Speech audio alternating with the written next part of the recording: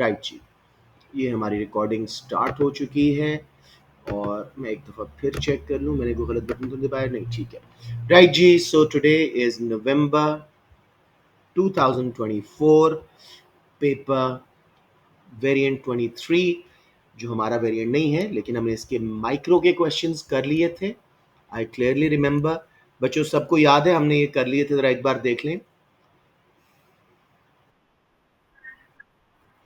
Macro करना है ना? Thank you Iman ji. 4A. In 2021, year-on-year inflation in many economies increased to a level not experienced for 50 years. With the help of a diagram, explain what is meant by cost push inflation. ये आपका पहला part है। And consider whether this type of inflation has affected your economy since your own economy since 2021. 8 marks हैं, इसको मैं copy कर लेता हूँ। अच्छा क्वेश्चन है, तो let us just do it on separate document, क्योंकि डायग्राम भी इसका बनाना है। तो आज के लिए प्लीज़ जिन बच्चों को अभी तक कॉन्फिडेंस नहीं है, please ask me questions, because unless you ask me questions I will move on to next questions. I will not know कि आप लोग कहाँ स्ट्रगल कर रहे हो। Let me just plug in my board so I can draw the diagram as well. सबसे पहले बच्चों ज़रा तसल्ली से इस क्वेश्चन को पढ़ें और मुझे बताएं आपको क्या चीज़ डिफाइन करने की ज़रूरत है। क्या चीज़ दोबारा बताएं? और चलें वो भी ठीक है, लेकिन मेरे ख्याल में खाली cost push is good enough, because उसने और कोई ऐसी बात नहीं की। चलें एहतियातन आप दोनों demand pull cost push define कर दीजिएगा। There is no harm in that. So what is cost push inflation बच्चों?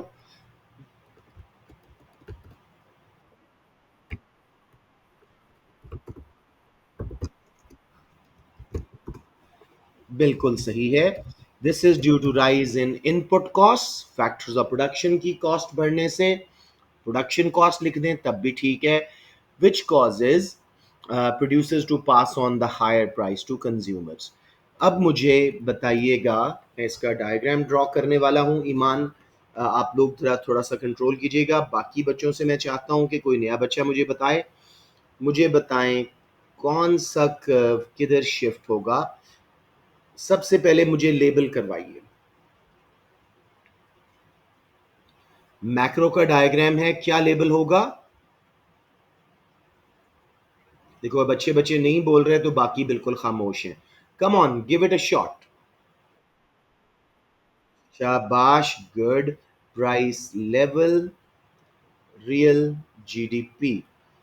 राइट, अब आपने शॉर्ट रन वाला ही बनाना है। Aggregate demand, aggregate supply. बेटे ये एग्रीगेट्स मिस ना कीजिएगा, सारे मार्क्स कट जाएंगे। प्राइस लेवल और नेशनल इनकम को वाई भी लिख सकते हो और क्यू भी। अब मुझे बताएं again, which curve will shift to cause cost push inflation? Aggregate supply will shift to the left, AS1 पे आ जाएगा। कॉस्ट ऑफ प्रोडक्शन बढ़ने से हमेशा सप्लाई, चाहे माइक्रो में हो या एग्रीगेट सप्लाई, दोनों शिफ्ट होती हैं। अब मेरा बेटा उसने क्या कहा है? With the help of diagram explain what is meant by cost push inflation. एक बच्चा जरा डायग्राम को एक्सप्लेन करो और दो तीन रीजंस भी दो ताकि हमारा एनालिसिस भी कवर हो जाए। शाबाश। क्यों शिफ्ट हुआ है हमारा ये एस कर्व? रीजंस दें और डायग्राम को एक्सप्लेन भी करें साथ साथ। कॉस्ट ऑफ प्रोडक्शन बढ़ने से हमारी एग्रीगेट सप्लाई कम हुई है, जिससे प्राइस लेवल बढ़ा है। अब कॉस्ट क्यों बढ़ी है, इसकी एक्सप्लेनेशन दें।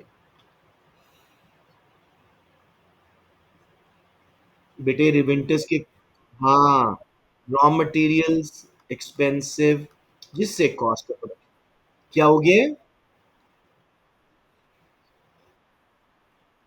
टैरिफ्स या indirect taxes, any such thing? ठीक है, वेजेस बढ़ गई, वेजेस बहुत अच्छे।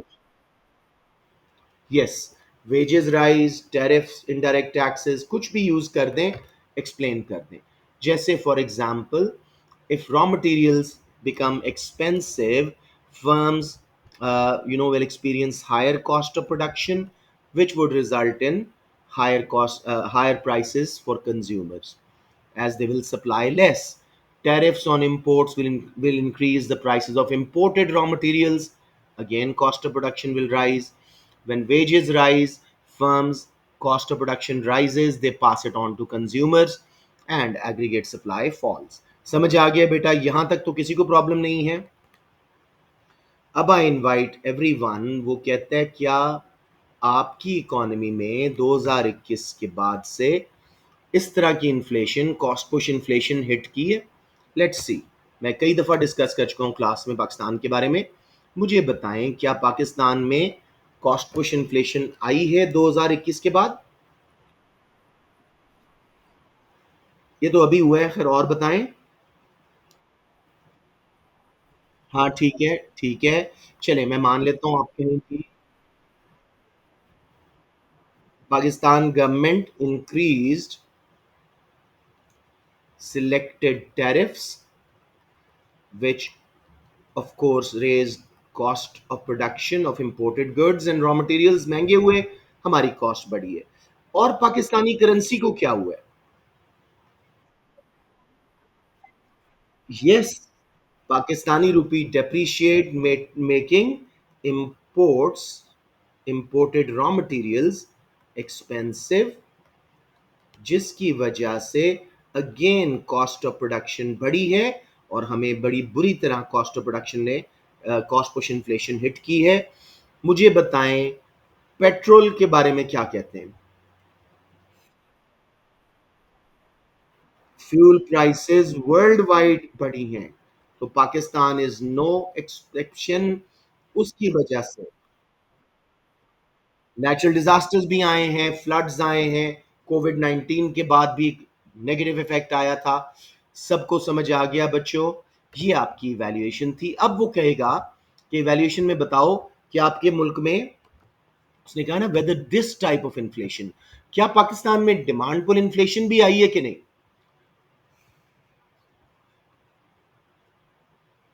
हमारा जीडीपी या गिरता रहा है या बहुत slow. So demand pull inflation हमारे मुल्क में ना होने के बराबर आई है, but because of large informal economy, undeclared spending still ज्यादा है, जिसकी वजह से पॉसिबल है कि it's a mixture of both, but mainly हमारी कॉस्ट पुश इन्फ्लेशन है। ये आपका कंक्लूजन है बच्चों, समझ आ गया?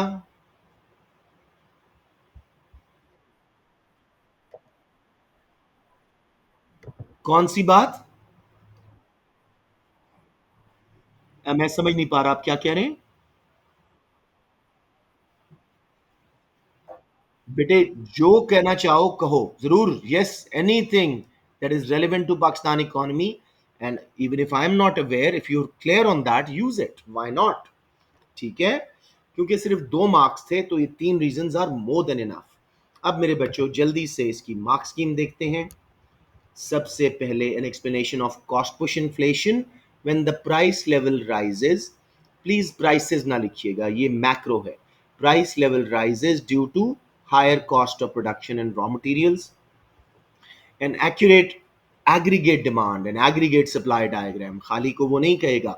Shift of short run aggregate supply curve to the left results in price level and contraction या movement along the aggregate demand curve, 1 mark। समझ आ गया मेरा बेटा? राइट, उसके बाद points to consider. For example, an increase in wages, salaries increases the firm's cost of production. Firms will look to pass their additional cost on to consumers, which increases the price of all goods and services.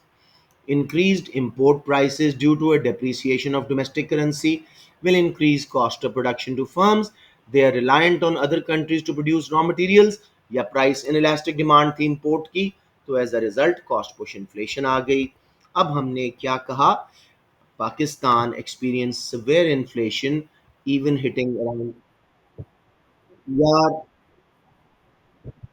शर्म करो बच्चों।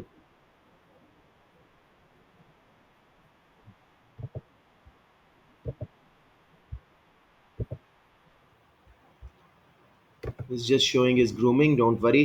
अच्छा जी, back to, sorry मैं तो कहीं और आ गया हूँ जी। So back to Pakistan problems. हुआ क्या? um, पाकिस्तान में तीन चार रीजन से कॉस्ट पुश इन्फ्लेशन आई। नंबर वन, हमारी करेंसी डेप्रिशिएट हुई जिससे इंपोर्टेड रॉ मटेरियल्स महंगे हुए, और स्पेशली फ्यूल जो कि इंपोर्टेड है हमारा, और वो दुनिया भर में महंगा हुआ, तो हमारी शदीद कॉस्ट पुश इन्फ्लेशन आई। ठीक है जी। इसके अलावा टैरिफ्स लगाए पाकिस्तान गवर्नमेंट ने, जिसकी वजह से कॉस्ट ऑफ इंपोर्ट्स बढ़ी।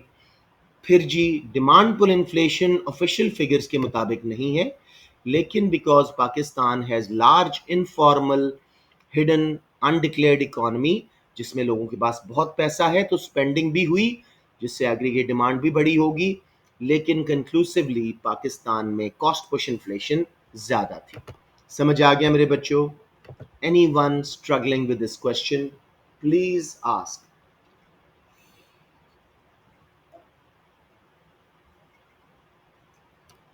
Okay, everyone is clear? Okay जी। Assess whether the potential benefits of an increasing rate of inflation outweigh the potential cost for an economy। एहतियातन इन्फ्लेशन को डिफाइन कर देते हैं। It's a constant rise in the general price level over a period in a country। Proper constant rise, general price level over a period। ठीक है। अब अगर inflation rate मेरे बच्चों माइल्ड है, स्टेबल है, लेकिन बढ़ रहा है, तो क्या क्या फायदे होते हैं और किस किस ग्रुप को फायदे होते हैं?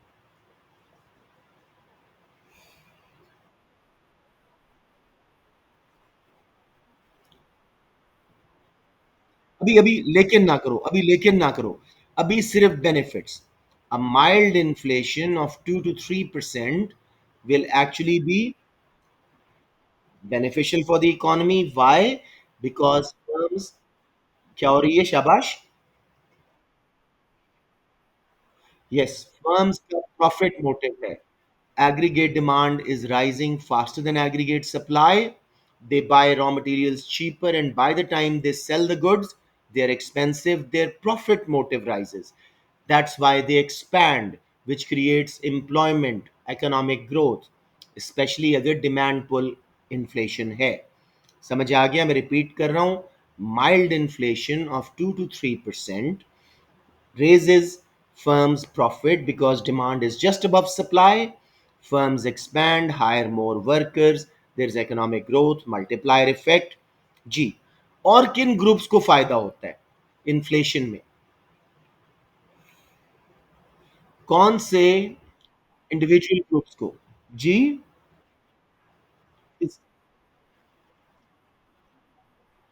Yes, borrowers gain during the period of inflation as they have to pay back less in real terms। बज़ाहिर वो ज्यादा पैसा वापस कर रहे हैं, लेकिन उसकी वैल्यू गिर चुकी है। गवर्नमेंट का डेट बर्डन भी, डोमेस्टिक डेट बर्डन भी गिर जाता है, उन्हें कम वापस पे करना पड़ता है। और कौन गेन कर रहे हैं? Property asset holders, share holders gain from rise in value of property during inflation. तो बहुत आसान से 4 मार्क्स। अब जी, क्या नुकसान है इन्फ्लेशन के? If inflation is higher then, क्या कहेंगे? एक्सटर्नल इफेक्ट्स लाएं जी। अगर हमारी इन्फ्लेशन दूसरे मुल्कों से ज्यादा है, हमारी एक्सपोर्ट्स हो जाएंगी महंगी, उनकी डिमांड गिरेगी। इंपोर्ट्स हो जाएंगी सस्ती, उनकी डिमांड बढ़ेगी। अगर दोनों की डिमांड इलास्टिक थी, हमारी आउटफ्लोज बढ़ेंगी, इंपोर्ट्स के लिए एक्सपेंडिचर बढ़ेगा, और हमारा X minus M current account deficit में जाएगा, जिससे अनएम्प्लॉयमेंट आएगी, एग्रीगेट डिमांड गिरेगी। और क्या मसले हैं इन्फ्लेशन के?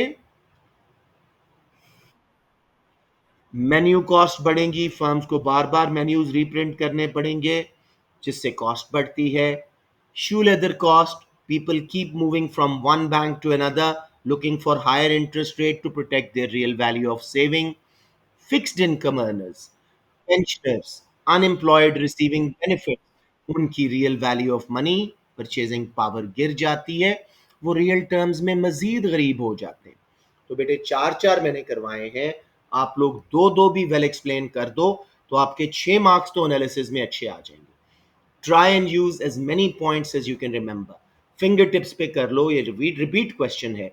इन्फ्लेशन के बेनिफिट्स माइल्ड है तो प्रॉफिट आता है फर्म्स को, वो एक्सपैंड करती हैं, जॉब्स क्रिएट होती हैं, एक्सपेंशन आती है इकोनॉमी में, एग्रीगेट डिमांड बढ़ती है, खासतौर पे डिमांड पुल इन्फ्लेशन में। बोरोवर्स गेन करते हैं, उन्हें थोड़ी रियल वैल्यू ऑफ मनी वापस करनी पड़ती है लेंडर्स को। और कौन गेन करता है? गवर्नमेंट, जिसने लोन लिए होते हैं हमसे, उसको भी कम पैसा देना पड़ रहा है परचेजिंग पावर के हिसाब से। इसके अलावा जी, प्रॉपर्टी ओनर्स, एसेट होल्डर्स, उनकी वैल्यू प्रॉपर्टी की बढ़ती है, वो मजीद अमीर हो जाते हैं। लेकिन हर्ट कौन होता है?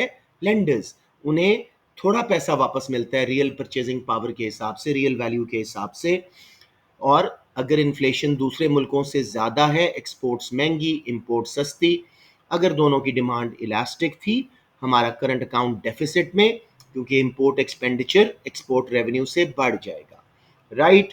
इसके अलावा जी, पुअर ऑन लो इनकम या इनकम सपोर्ट, अनएम्प्लॉयमेंट बेनिफिट पे, पेंशन पे, उनकी इनकम्स फिक्स्ड है, महंगाई बढ़ती जा रही है, वो पुअरर एंड पुअरर होते जाएंगे रियल टर्म्स में, और शू लेदर मेन्यू कॉस्ट वगैरह, राइट। अब मुझे बताएं, क्या इन्फ्लेशन के बेनिफिट्स उसके डिसएडवांटेजेस से ज्यादा हैं? शाबाश। पहला पॉइंट, मैं ईमान जरा वेट कीजिएगा, पहला पॉइंट उन्होंने बहुत अच्छा बोला। It will depend on the rate of inflation. A mild inflation is actually beneficial for the economy, but hyper inflation which is very rising at a very fast speed is harmful. जी, और क्या वजह कर सकते हैं हम? Depends on what? Cause of inflation. शाबाश। कौन सी ज्यादा बुरी है शॉर्ट रन में? Cost push inflation is more harmful in short run because it also creates unemployment. It will also depend on relative rate in other trading partner countries. अगर उनसे ज़्यादा है तो तब ये harmful है, वरना नहीं। To conclude, we cannot be certain unless we have complete figures of inflation, other countries, and the cause of it. समझ आ गया मेरा बेटा? सबको ये बार बार यही इवैल्यूएशन करनी होती है इन्फ्लेशन के क्वेश्चन में। किसी को प्रॉब्लम तो प्लीज पूछ लें। अब चलते हैं जी मेरा बेटा।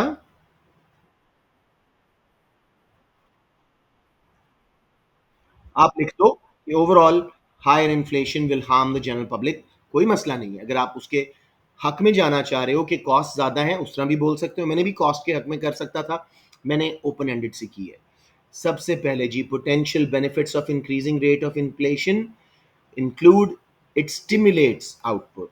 A low and stable inflation rate caused by existing demand may make firms feel more optimistic about the future and encourage them to invest to expand their business. उससे जॉब क्रिएट होगी, jobs create होंगी, economy grow करेगी।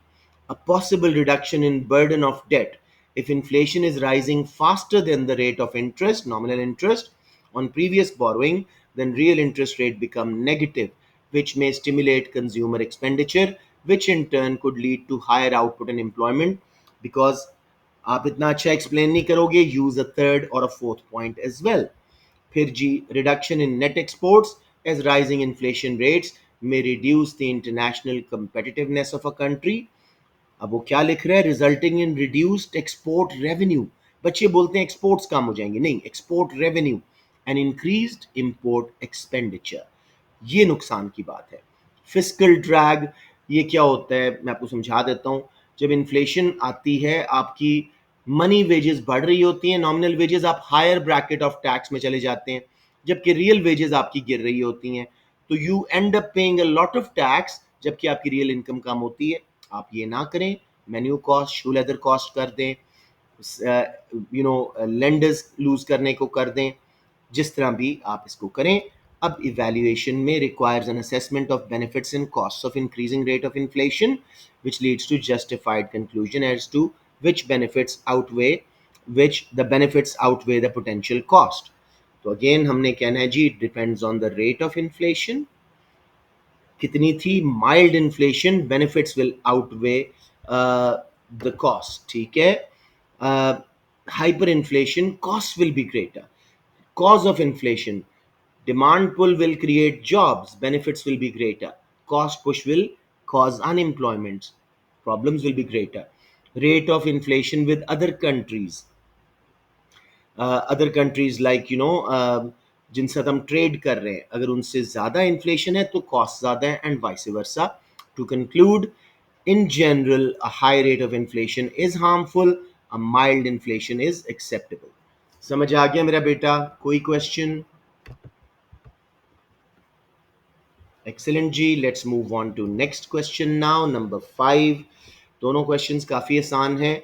Explain two methods of protection in international trade and consider which of these is likely to have the bigger impact on employment and output in the economy which imposes them.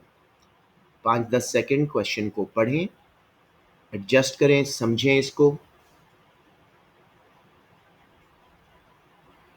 जी, सबसे पहले तो हम protectionism को define करेंगे. एक बच्चा कर दो. Protectionism is,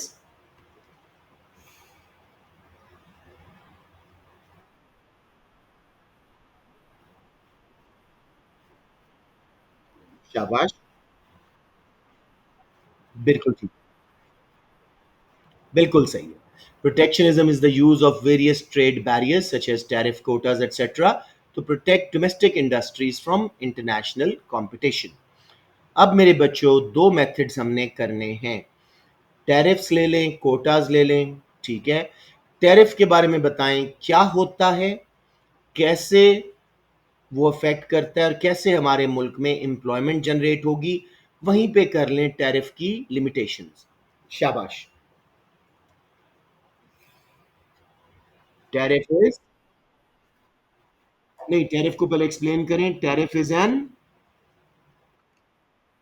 indirect tax on imported goods which raises the price of imports. तो लोग क्या करेंगे? They will shift to domestic goods. However, tariff के नुकसान क्या हैं?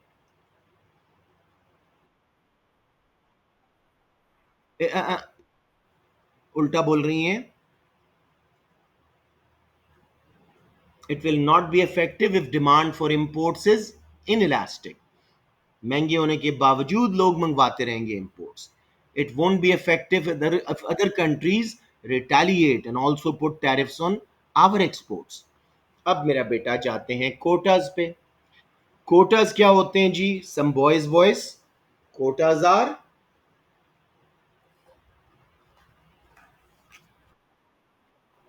कोई बच्चा बॉय नहीं बोला, बड़े अफसोस की बात है जी. Come on boys, what are Kota's?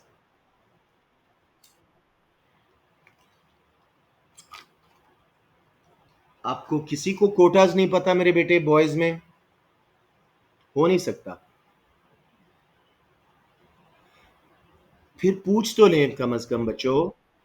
जी बोले. Yes, quotas are a limit, physical limit set by the government on imports. उससे क्या होगा? इंपोर्टेड गुड्स हमारे मुल्क में कहाँ कम होंगी? महंगी हो जाएंगी. सप्लाई गिरने से चीजें महंगी होती हैं, जिसकी वजह से लोग मजबूर हो जाएंगे डोमेस्टिक चीजें खरीदने पे. अब कोटास का नुकसान क्या है? दूसरे कंट्रीज भी हमारे खिलाफ रिटेलिएशन करेंगे, कोटास एंड टैरिफ्स लगाएंगे, हमारे ट्रेड रिलेशनशिप्स खराब होंगे, ठीक है. और अब हम इवैल्यूएट करते हैं. क्या कहोगे जी? जब डिमांड इलास्टिक है तो दोनों में से बेहतर कौन सा है? अगर हमारी इंपोर्ट्स की डिमांड इलास्टिक है तो कौन सा बेहतर है, टैरिफ या कोटा? टैरिफ्स आर बेटर, क्योंकि बहुत सारे लोग छोड़ जाएंगे महंगा होने की वजह से इंपोर्ट करना. गुड. और अगर इन इलास्टिक है तो कोटाज आर बेटर. राइट? ये इस तरह करके आपने दोनों को कंपेयर करना है. It will depend on the level of retaliation by other countries as to which method should we use. समझ आ गया मेरा बेटा? कोई कंफ्यूजन? Let's go to. जी, क्या पूछ रही हैं?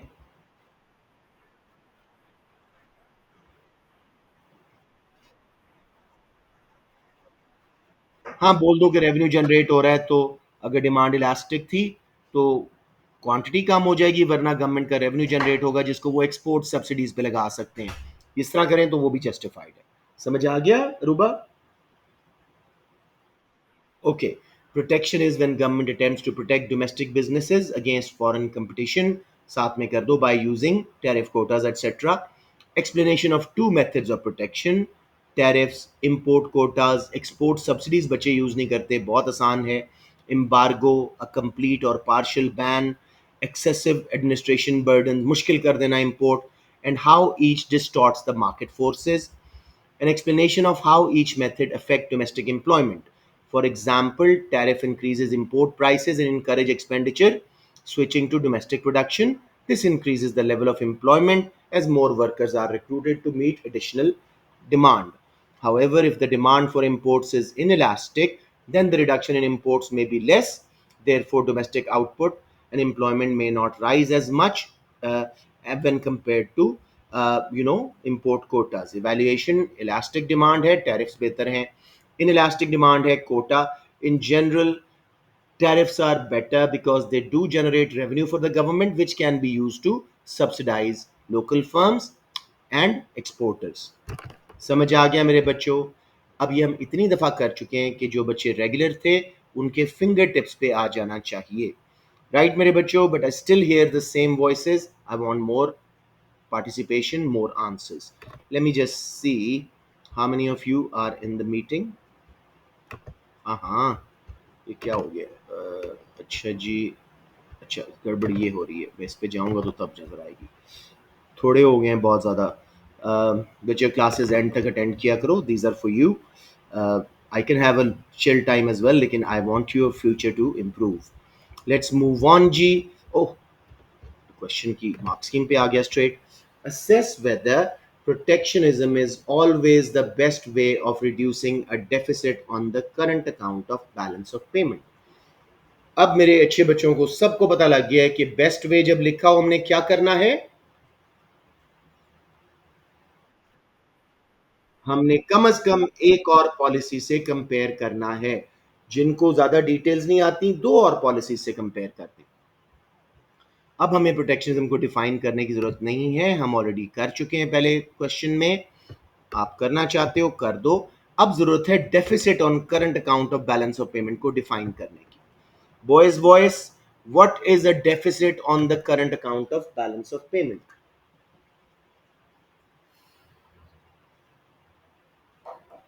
और आवाजें बंद. जी मेरे बच्चों, come on. Deficit of current account क्या होता है? वही गलती कर रहे हो ना, वही वही उल्टा बोल रहे हो, लेकिन वैसे भी गलत बोल रहे हो. कैसे बोलना होता है? करंट अकाउंट के चार हिस्से हैं मेरे बेटे. सिर्फ एक्सपोर्ट इंपोर्ट नहीं, और उसकी वैल्यू बोलो कम से कम. When inflows from exports and transfers are less than outflows for imports and transfers. खाली एक्सपोर्ट्स मेरा बेटा Pakistan tons and tons of vegetable बेचता है और चंद मशीनरियां मंगवाता है, balance of current account deficit में हो जाता है. तो वैल्यू लिखनी है. It's not about the number of exports and imports. Plus primary and secondary income transfers भी है ना करंट अकाउंट में. अब जिस बच्चे ने डिफाइन किया था, दोबारा सही डेफिनेशन दो मुझे, शाबाश.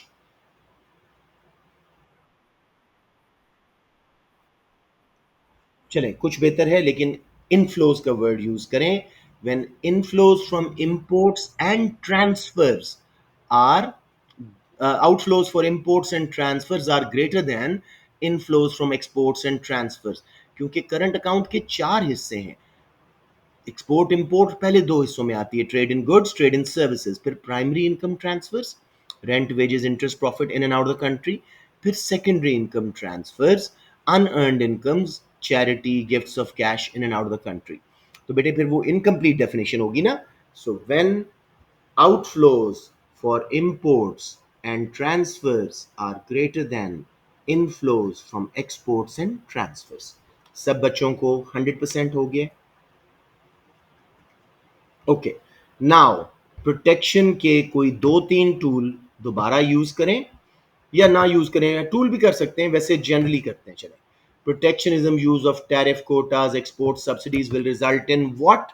क्यों करंट अकाउंट डेफिसिट कम होगा? Imports will become. Come on, शाबाश. Hmm. Imports will become expensive or quotas will limit their quantity. As a result, people will switch towards domestic alternatives. Depending on XCD, our current account deficit should improve.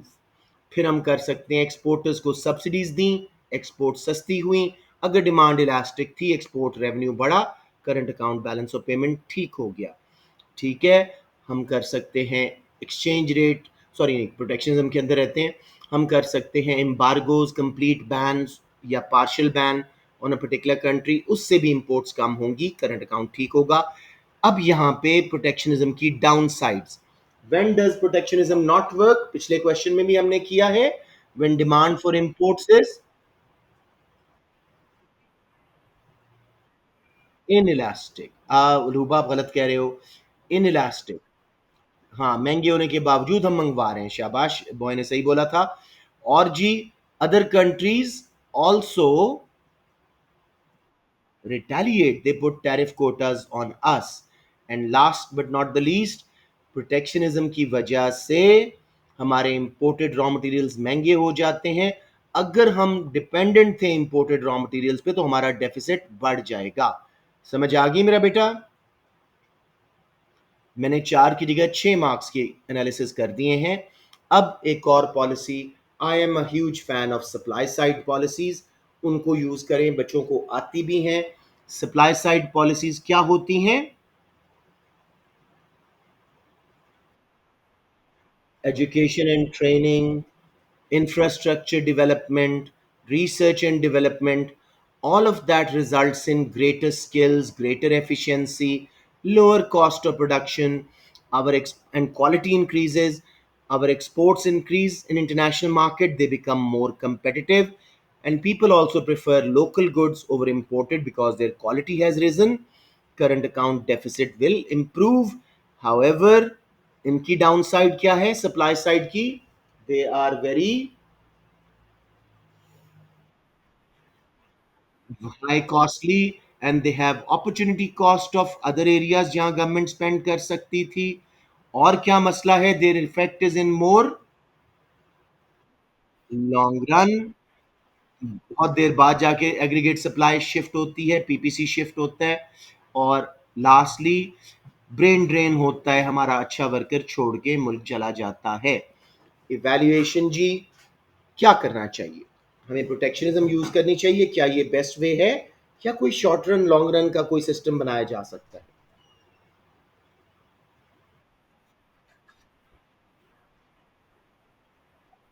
Hmm.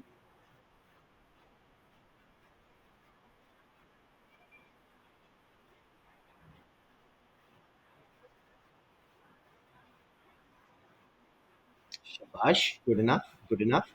Beautiful, beautiful. तो conclusion क्या है? A combination of protectionism and other policies in short and long run will result in the best result. अब let's see, इसको पूरा recap करते हैं. बिल्कुल इन्होंने सही बोला है. अ, एक सेकंड रुकिएगा.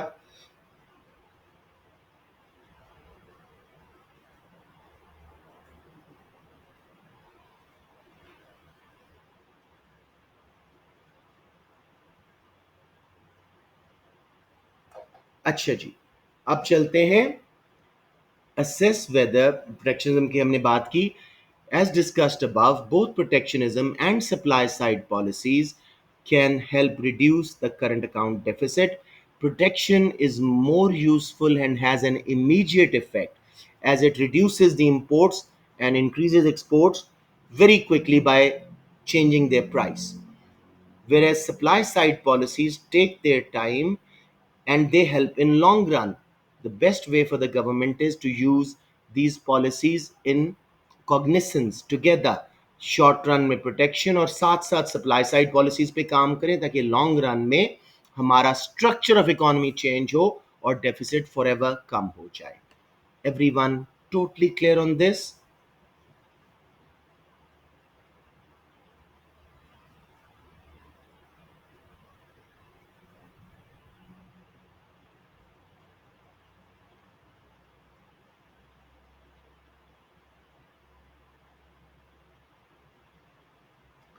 Any questions? चलें जी, हमारा खैर से 2024 कंप्लीट हो गया. मैंने 2 वीडियोस लगानी, एक लगा दी है, एक लगा दूंगा, तो बेसिकली आपका ये पूरा हो गया.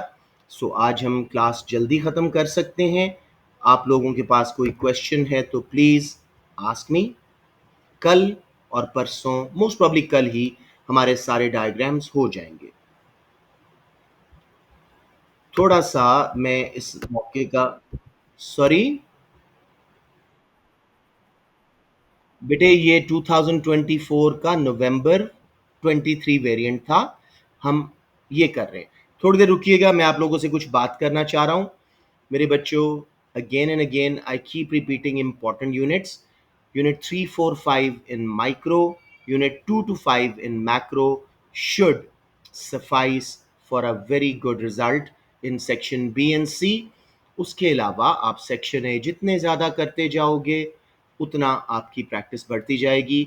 आप 23 से 25 मार्च तक के ये सारे पेपर जो मैंने सॉल्यूशंस भेजे हैं अगर कर लें, no reason why you should not get an A in AS, a very resounding A. ठीक है, ये आसान पार्ट है. जी फाइक,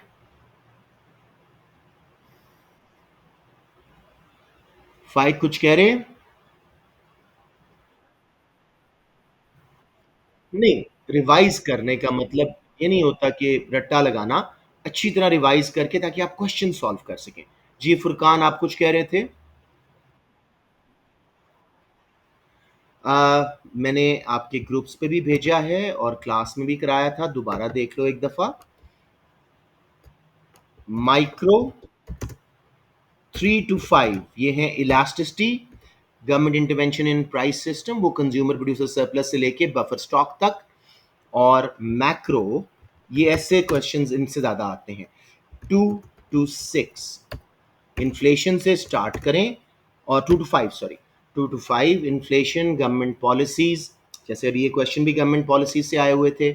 फिर इंटरनेशनल ट्रेड, पिछला क्वेश्चन इंटरनेशनल ट्रेड से था. Exchange rate and balance of payment. तो अगर आप लोग ये सही तरह रिवाइज कर जाते हो और उसके बाद ये क्वेश्चन के सॉल्यूशन जो मैंने भेजे हैं सर कामरान के, सबको पता है ना, आपकी तैयारी बहुत अच्छी हो जाएगी. जी सॉरी, ये देखो सामने लिखे हुए हैं मेरा बेटा, माइक्रो यूनिट 3 to 5. मैं लिख भी देता हूँ. इलास्टिसिटीज, पीईडी से लेके पीईएस, एक्सईडी, वाईडी, प्रोड्यूसर के यूजेज, गवर्नमेंट के यूजेज, उनके फैक्टर्स अच्छी तरह आने चाहिए.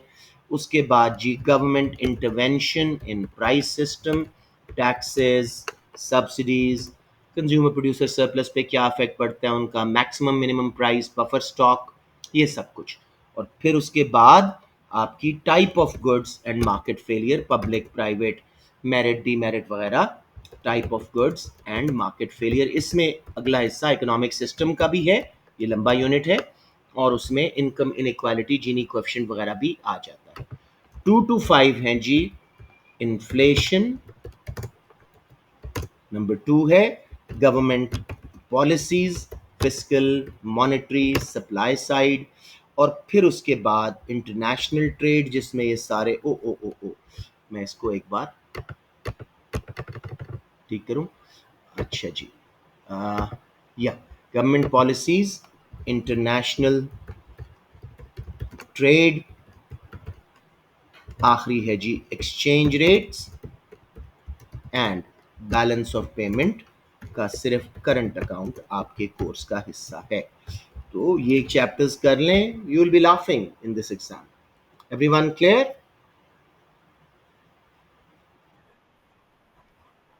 सॉरी, क्या नहीं भेजे?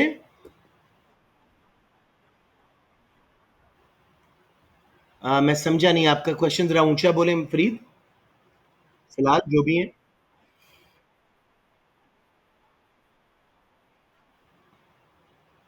अरे बेटा, मैं तो पूरा पेपर करवा रहा हूँ ना, मैक्रो माइक्रो दोनों करवा रहा हूँ। अच्छा, एक मेरी बात सुनो। Make your own life easy. This is my YouTube channel, ठीक है? पहले मैं वीडियो पोस्ट कर दूं, क्योंकि मैं काफ़ी देर का ये लगा दी थी। ये पोस्ट हो जाए तो मैं आपको दिखाता हूँ, और इसको मैं सही ग्रुप में भी डाल दूं। मैं देखो डेली बेस पे आपकी प्लेलिस्ट को अपडेट कर रहा हूँ। अब ये P4 का था, तो ओ सॉरी, मैं वापस जाता हूँ। ऐड टू प्लेलिस्ट, ये देखो मैंने P4 में डाल दिया। इसकी 13 वीडियोस, P4 क्लियर हो गया। P2 का भी इसी तरह प्लेलिस्ट है। आप मेरे चैनल पे जाएं, जुनैद सैयद इको, और उसके बाद प्लेलिस्ट पे जब क्लिक करेंगे, ये जो मैं 24 के पेपर करा रहा हूँ, पहली दो उनकी हैं। फिर उसके बाद पुराने पेपर्स हैं। ये देखो, एएस पावर रिवीजन, इस पे मैं जाता हूँ, आपको वीडियोस दिखाता हूँ। इसके अंदर यूनिट पीपीसी से स्टार्ट होके 11 वीडियोस में आपके सारा कुछ कंप्लीट है। Are you following? So you don't have to ask me, you can just PPC देखना है, इसको क्लिक करो। डिमांड सप्लाई, इसको क्लिक करो। क्लास इलास्टिसिटी की करनी है, ये दो वीडियोस। फिर उसके बाद यूनिट 4, उसकी 1 2 क्लासेस। 5 की वीडियोस नहीं है अनफॉर्चुनेटली, वो हम इस क्लास में बना लेंगे वीडियो किसी वक्त। समझ आ गया मेरी बात?